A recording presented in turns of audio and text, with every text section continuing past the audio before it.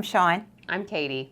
Holidays, we know that it's supposed to be the most wonderful time of the year, but is it really?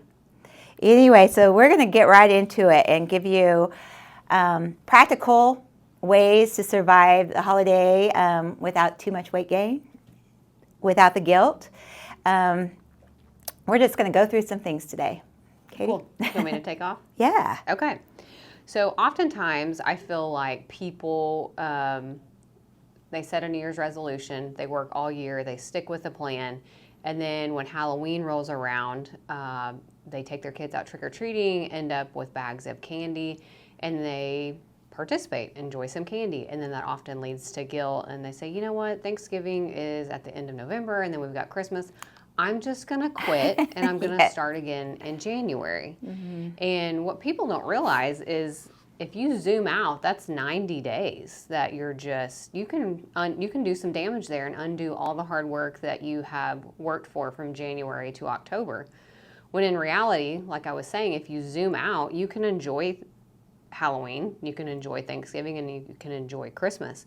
It doesn't have to be, well, I had some candy, I'm going to eat food Thanksgiving week, not even just Thanksgiving Day, Thanksgiving week. Maybe you have multiple Thanksgivings.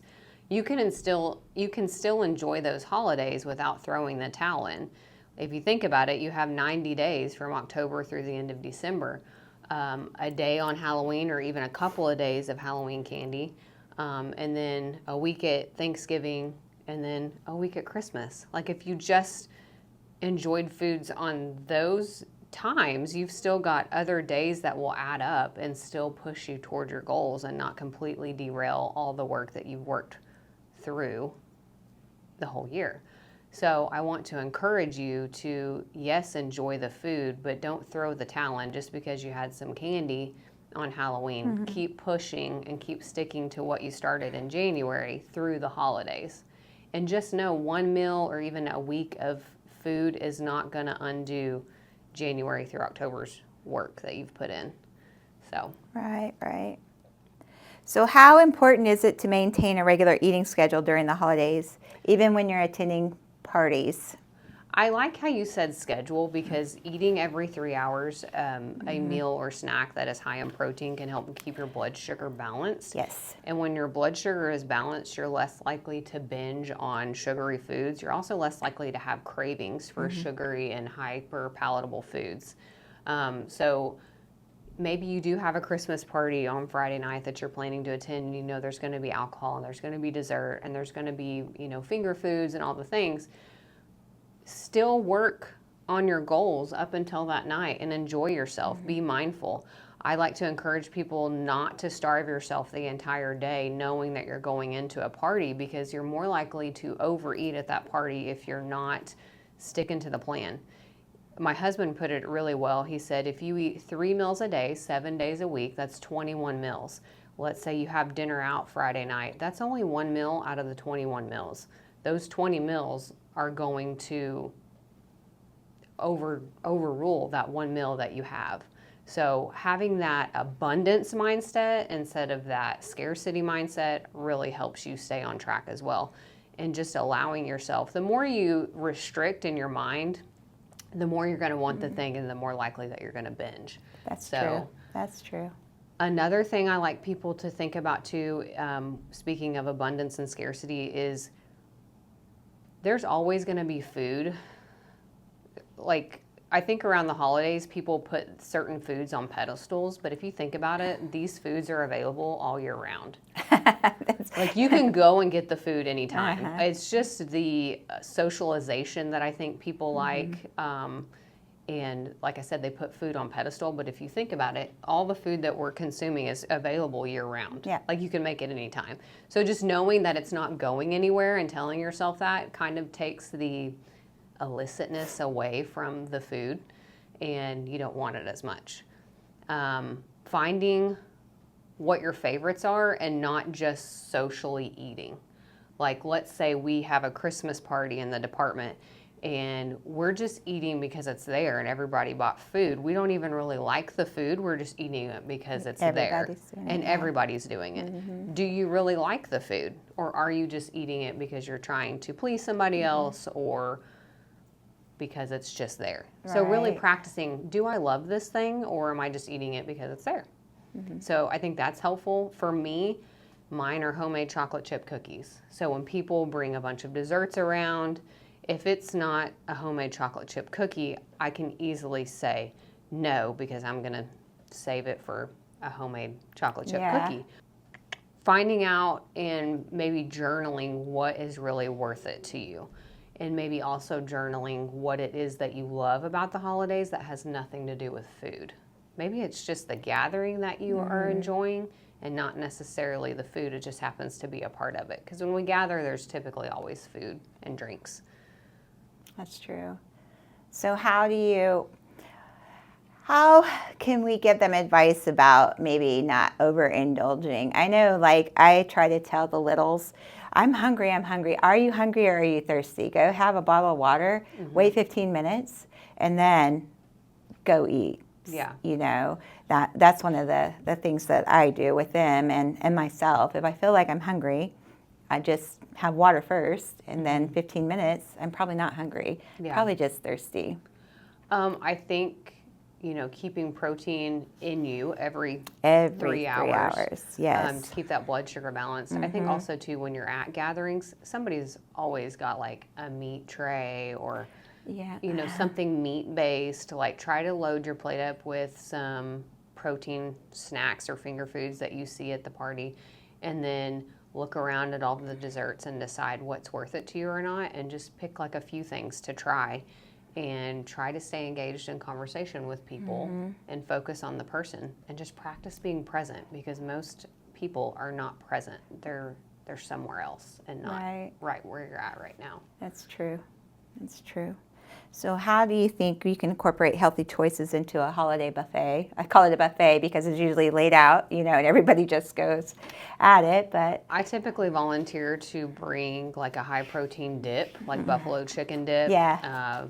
Or you can bring a meat tray. I typically am the one that will volunteer to bring that thing because most people don't. And that way it's there and I can load my plate up with something that's filled with protein.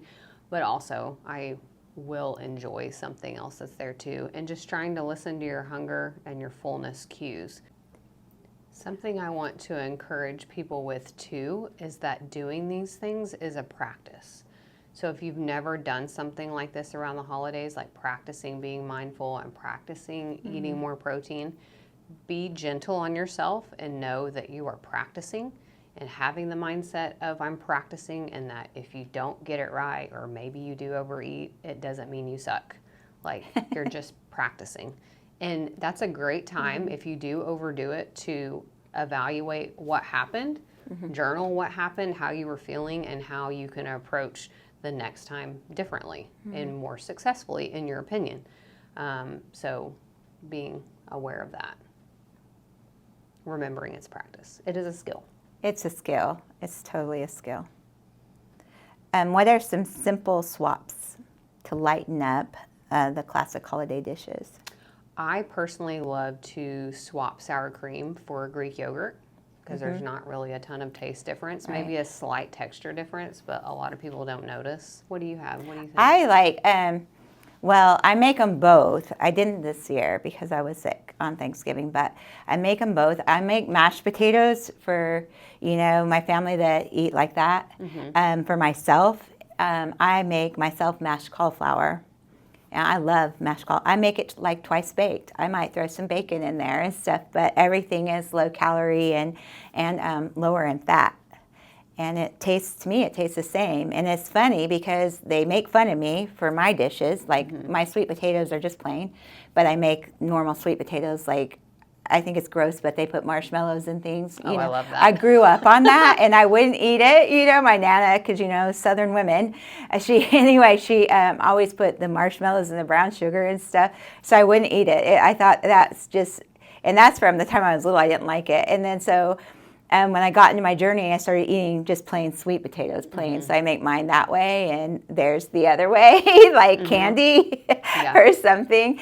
And so I do that, swap things out. But it's funny about the cauliflower because they make fun of me about the way I eat, but it seems like mine gets gone the fastest, so because they still sneak over to try it. Yes. And once they try it, they like it, and they're eating that more than, the other. So, we've touched on protein. Let's touch a little bit on fiber, Fiber is super important. It's also, if you remember from my methodology last time, it is a part of that. Yeah. And there's just a ton of benefits to eating fiber. I typically recommend 25 grams a day, at least. And sometimes people are like, how do you even achieve that? Yeah. Well, every time you eat, just try to throw in something that has fiber in it. Blueberries, avocados are actually really high in fiber. They help you feel fuller longer. You can also bulk up a meal. Your stomach actually doesn't know calories, it knows volume, so you can actually volumize your meals with things like cauli rice. I don't cut carbs necessarily, but like if I want to feel full and I'm trying to maybe lose some weight, I still do, I'll do the rice, half a cup of rice, but then I'll also add a cup of cauli rice in there with it to bulk up the meal. Because like I was saying, your stomach doesn't know calories, it knows volume, and we all want to feel full. We don't want to feel hungry all the time. Hungry. So what about managing alcohol consumption without letting it derail your goals, your healthy goals? This is a good time for people to be mindful about how they handle alcohol. Alcohol, just be aware that it can make you lower your inhibitions and just say screw it and eat whatever you want. I personally enjoy having a cocktail or a glass of wine. I do try to keep it limited. I try not to keep it at the house and just know that I'm going to be at more gatherings during the holidays, and I kind of save it for then. Some things to be aware about alcohol is whatever you're consuming with alcohol, your body will store as fat. Exactly. And also, during the night is when your body is repairing itself. And so when you have alcohol through the night, your body isn't going to be repairing itself. It's going to be dealing with the alcohol because alcohol is technically a poison. Now, like I said, I do enjoy having a cocktail or a glass of wine. I just try to limit it, and I try to also understand that during the holidays, I'm probably going to have a little more than usual. I try to drink plenty of water. I try to stick to things that are more like, vodka-y or seltzer-y, not frozen drinks that are full of like the syrups and things like that. Just being aware that, yes, you're probably going to have some more alcohol during the holidays. Drink more water, sweat more. Try to stick to the ones that are a little bit lower in calorie. And just if it's one of those things that completely derails you and makes you binge and go get a Domino's pizza, wings afterwards, then maybe avoid it altogether. So let's talk about some realistic exercise routines during the holiday, because some people just give it up. Okay. They just give it up. That's good. So maybe you started at the beginning of the year training 5 days a week, and the holidays have picked up and you're finding that you're struggling to stick to a 5-day-a-week plan. Once again, don't throw the towel in. Ask yourself, what can you do and what is realistic for you, and just understand that life is ebbs and flows and seasons.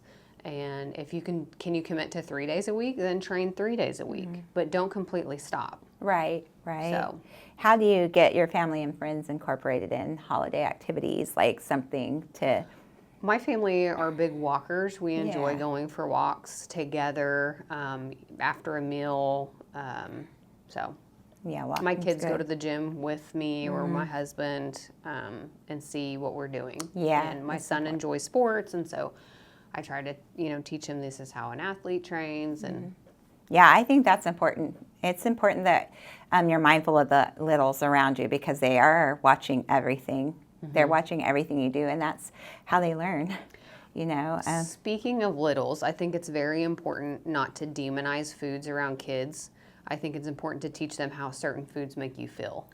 And so that's really powerful, just to teach them and to pay attention to how food makes you feel. And I just say, Zane will ask me, why don't you eat that? And I'm like, I don't like how it makes me feel. I have to have lots of energy to keep up with you guys. Right. And if it's going to make me go to sleep on the couch, then I'm just going to avoid it. It's not really worth it to me. So do you think it's better to do short, intense workouts or a longer, moderate intensity exercise session during the holidays? I honestly feel like you need to do what you're going to stick to. And if it's just getting into the gym for 30 minutes, that's plenty. I do always recommend weight training and Always. and heavy enough. Not, don't try to go too light, but also don't hurt yourself. Know your limits, but don't be afraid to lift some heavier weights. Yep. So I want to get into the blues, the blue part of Christmas a little bit. So on our podcast, we want to talk about wellness, of course, and being well. I feel like incorporates your mind, your body, of course. Your spiritual, your soul, every part of even things outside your finances, things like that. Are things that can cause stress to tear up your body and affect your health. So how do we manage stress of the holidays without turning to food as a coping mechanism? Because I know a lot of people that when they're blue, when they're bored, when they're angry, it's eat, eat, eat. So how do we cope without using food as a mechanism? What are some things that we can tell them to do? I actually have a history of comfort eating, and one of the biggest things you can do is, I said this last time, is practicing mindfulness and awareness. And like we talked about the holiday party, maybe you overdid it. That's a good opportunity to journal, and it may sound silly, but it's worked for me to get over that. There's still times. I'm going to encourage you there. I don't have it all together. There's still times when I mess up or I try to make myself feel better with food, but I can go back and evaluate and be like, it really didn't help. It actually just made me feel worse. When I was in counseling, she suggested having a safe person to call when you're feeling down, like that one person you can call that is not going to be judgmental, but just be a good listening ear and maybe an encourager. What are some strategies to stay positive and focused on your health goals during the season? This season is hard, as we were discussing before the podcast turned on. Yeah. People are going through a lot, and it seems like the holidays kind of magnify that, because there's some people out there who are just, you see them and they're just living their best life and everything's going great for them, but you are not feeling that spirit. I think the attitude of gratitude is helpful, and that kind of sounds cliche, but maybe starting your day with a list of what you are positive for, just waking up in the morning. Understanding that you can be happy for other people and sad for yourself. Like, that's okay if you're just feeling down right now.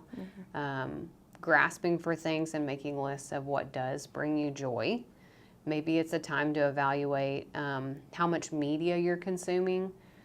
I feel like social media and news and things like that can really amp up anxiety. Maybe you're seeing all of the highlight reels of everybody else's life on social media, and that's making you feel sad. Yeah. So maybe it's a time that you do like a digital detox of shutting down the social media accounts and just focusing on the here and now and what's in front of you. Yeah, I was thinking because, it's the end of the year. We're nearing the end of the year, and people are going to be posting, all these great things they've done.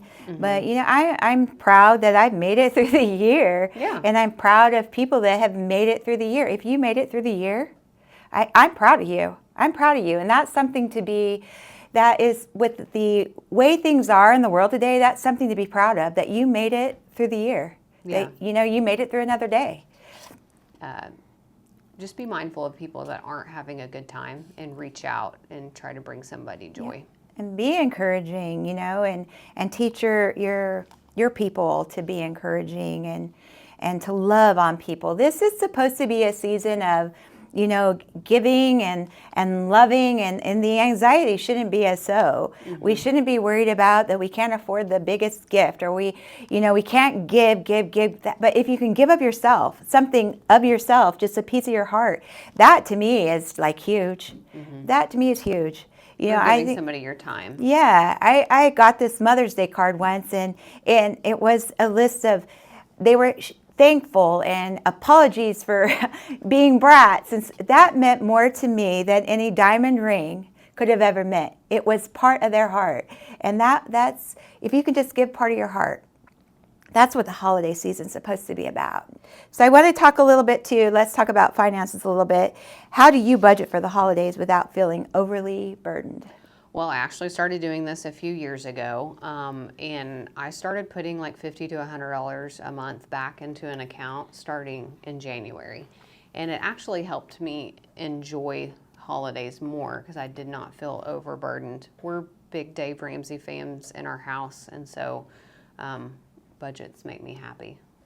Oh, a budget's my goal. I got to learn that.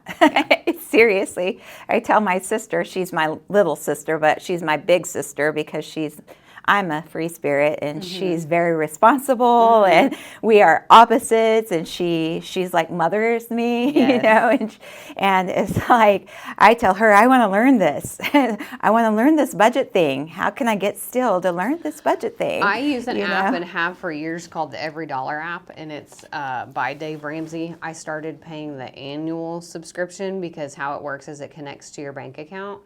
And every time I swipe my card, it goes to that app, and I have to put it in an electronic envelope. And so I have an envelope for everything that's electronic. So we started out with paper envelopes, and then that's what my sister did. and then Dave Ramsey came out with the app, and that's been super helpful. That's awesome. Prioritizing, your favorite way to prioritize self-care during this season, because it is crazy busy. I feel like self-care has kind of been overdone by media. I think it can be littler than what social media makes it out to be. For me, I love to socialize and I can say yes to everything. So for me, just saying no to things, like making myself say no, it's almost like food, like picking what your favorite thing is. Yeah. And like this week, I have a lot of opportunities to do a lot of fun things, but I know I have to take care of myself and that I need rest and I work and I have kids, so I've had to say no to things. Sometimes just taking a bath at night without your phone, like go put your phone in a different room and just take a bath and relax, light a candle and just chill and be alone with your thoughts. Right. Going for walks outside, even though it's cold. I bought the most ridiculous coat this year and I'm still going out and doing my walks even when it's cold in the sunshine. So let's talk about New Year's. What's one New Year's resolution you're excited about? I honestly haven't even thought of New Year's resolution. I will say this, since we're talking about budgets, I want to be better at my budget this year. I want to be more intentional with my finances. Yeah. So I don't do New Year's resolutions. I don't. What I do is on the 31st, instead of going out, I kind of like to reflect on the year. I like to reflect on what I did right, what I did wrong, who made me happiest this year, what my real friends are this year, who are my real friends, what touched my heart, what didn't touch my heart, what served my purpose, what didn't, and I make a list. I have like 20 questions that I ask myself. That's great. How my friends and family would describe my year. How do I describe my year in 3 words? How do I describe my year? I reflect. And then I set up for the new year 90 days because anybody can do 90 days. The SMART goals, SMART goals, what's sustainable? Oh, I don't know that. Measurable. Attainable. Realistic and time. You have to have time for it. I think that's too, is like people set unrealistic goals. Yeah. Like somebody who's completely sedentary, who never eats healthy, and then they want to do like a 30-day detox, start working out 7 days a week. Like I saw a really great analogy this morning and I was looking for the opportunity to share it. So I'm glad you brought this up. So I was reading this morning, it was talking about a rock. If I go splash water on a rock, it's just going to run off the rock. It's not going to do anything to the rock. But if a drop of water is dropping on this rock consistently every day, it's going to make a hole. And I think that's how you should approach your New Year's goals, is one little thing done consistently every day. Maybe you just say, I'm going to walk 10,000 steps a day for 30 days. I'm not going to change anything in my diet. I'm just going to do this. You will see a significant change. Then maybe after the 30 days, I'm going to start eating more protein at every meal. I'm not going to weigh my food. I'm not going to, meal prep all these meals and never eat out. I'm just going to eat more meat at my meals. Plus you're doing your 10,000 steps a day. And then over time, done consistently, you're going to be unrecognizable.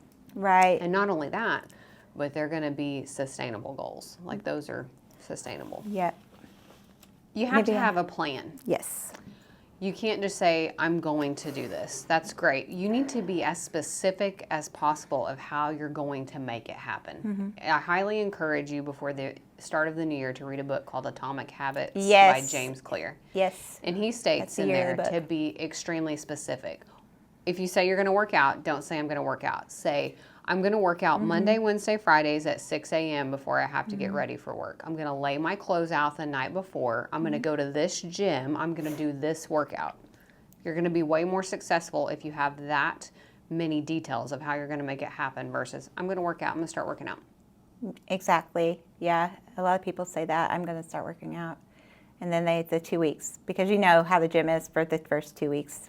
And I get, we live in a generation of we want something now, and maybe you've tried this ridiculous diet years before where it was super restrictive and you lost all this weight, and you say, but it worked. If it worked, you'd still be down that weight that you lost. It didn't work. Right. So being realistic and starting small.